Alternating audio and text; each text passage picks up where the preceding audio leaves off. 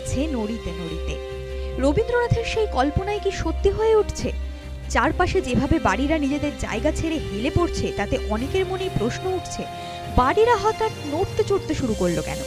বাঘাযতীনে হেলে পড়া বাড়ি সোজা করতে গিয়ে গোটা বাড়িই হুড়মুড়িয়ে ভেঙে পড়ল। বাগুইআটির হাতিয়াড়া পানিহাটিতেও প্রমোটারের তৈরি বাড়ি বিপজ্জনকভাবে হেলে পড়েছে। ট্যাংরার ক্রিস্টোফার রোডে দুটি বাড়ি পরস্পরের দিকে ঝুঁকে পড়েছে। বাগুইআটির জগৎপুর এবং নারায়ণপুর থেকেও বাড়ি হেলে পড়ার খবর প্রকাশ্যে আসছে। হঠাৎ করে চারদিকে বাড়িরা এভাবে হেলে পড়ছে কেন?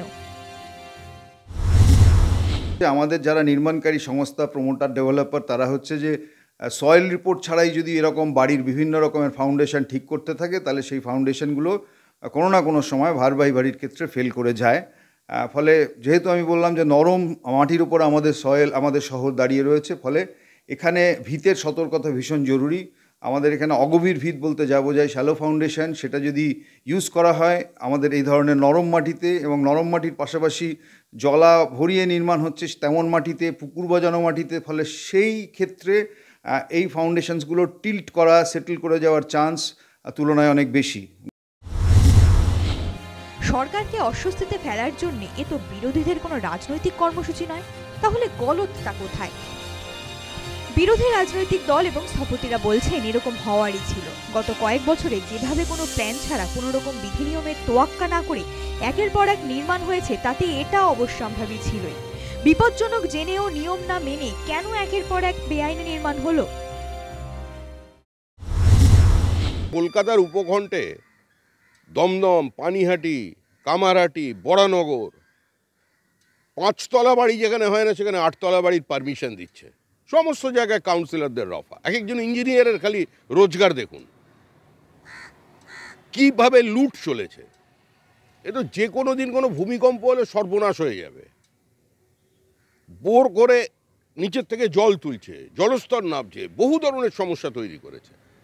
টাকা দিলে যেখানে সমস্ত সমস্যার সমাধান হয়ে যায়, 5তলা বাড়ির যেখানে পারমিশন হয় না, কাউন্সিলর নিজে একটা ফ্লোর নিয়ে নিচ্ছে।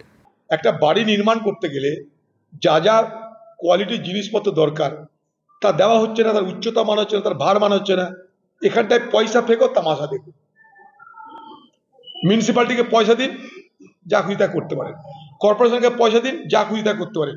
তাই বহরমপুর দেখবেন গলির মধ্যে জলা জংলা জায়গায় নরম মাটিতে এরকম 5তলা 6তলা 7তলা বাড়ি উঠছে। এগুলো আগামী দিনে ভেঙে পড়বার সম্ভাবনা আছে। সেখানে ফায়ার ব্রিগেড ঢোকে না, আগুন লাগলে কি কোথায় যাবে জানা নাই। ঠিক একইভাবে কলকাতা কর্পোরেশন থেকে ছোট ভাই বড় ভাই, সেখানেও তাই হচ্ছে।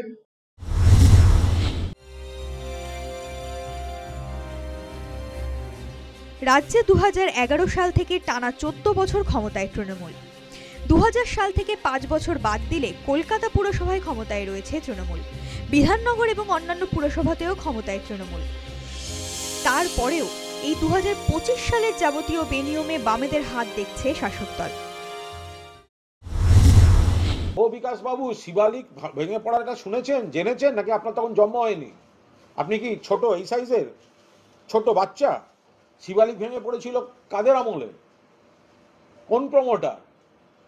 বাড়ি হেলে পড়া মানেই সেটা সরকার বা পুরসভার সবাই দায়ী, এই থিওরিটা যেতে পারে না। কারণ অনেক বেসরকারি যারা রয়েছেন, প্রাইভেট যারা করছেন, তারা কি কোয়ালিটি, কি ভিত তৈরি করছেন, কি করছেন, সেইগুলো তো কি করে নজর রাখা? বাড়ির প্রত্যেকটি গর্তে কি কাজ হচ্ছে সেটা তো কোনো প্রশাসনের পক্ষে সেভাবে নজরদারি করাটা একটা অবাস্তব ব্যাপার। প্রশ্ন উঠছে, তাহলে এই সরকার, এই প্রশাসন কি করছে?